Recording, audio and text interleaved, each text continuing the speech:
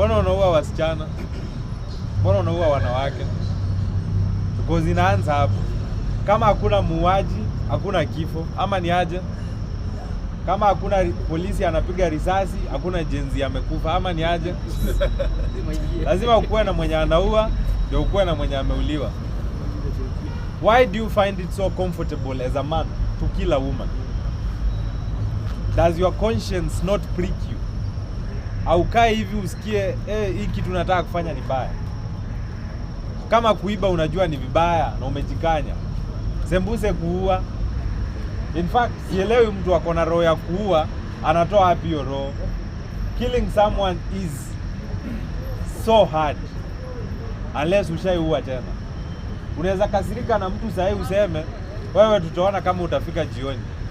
Ikifika jioni uende umpige makofi, hiyo story isha. To the extent ukifika to the extent ya kuua mtu, wewe hata hufai kusamehewa. Because how do you kill? Killing is so hard unless umezoea. Sasa kuna tabia ingine wanaume wamezoea, and I'm saying this as a man. Why are you raising your hands on your women? Kwa nini unapiga mwanamke wako? Because it is not okay to beat your women. Ikuwe ni sister yako, ikuwe ni bibi yako, ikuwe ni girlfriend yako. Kwa nini unampiga? Mkikosana hamwezi sikizana. Domestic violence in Kenya is very normal. Simuliona Wetangula amepigwa na bibi yake? Na huyo ni high profile. Na hao wengine mwenye mwajui. Why are we normalizing domestic violence? Especially our men do not find it so easy kupiga mwanamke wako. Kwa sababu gani? Ni makosa gani hiyo hamwezi sikizana? Ni kukosana gani hiyo hamwezi kaa chini muongee? Wanaume tutulize hasira na tukae na hawa dada vizuri. Hao kwenda kulala na wa Nigeria na wanaume wazee ni kujiuza. And it is a very desperate move that our women should rise above. Nikimalizia speaker. Kwa kitu ingine speaker enye imekuwa ikileta shida hapa. Peer pressure. Wanawake wetu wako na peer pressure. Wanaona Vera Sidika ni huyo na matako yake kubwa ya plastic. Huda ni huyo na mapesa mingi, hawataki kujua ametoa wapi. As a woman, do you ever question our socialites wa Kenya where they get their money from? In fact, Kenya haina socialite wanaume.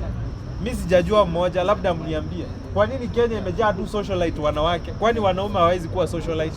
Women are faking it na fake standards huku nje na pesa mjui wametoa wapi. Vera Sidika mnajua alikuwa escort. Akitaka anipeleke kotini.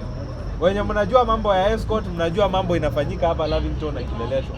Kwenda na wanaume wako na pesa huko magizani. It is prostitution on high steel, on high heels.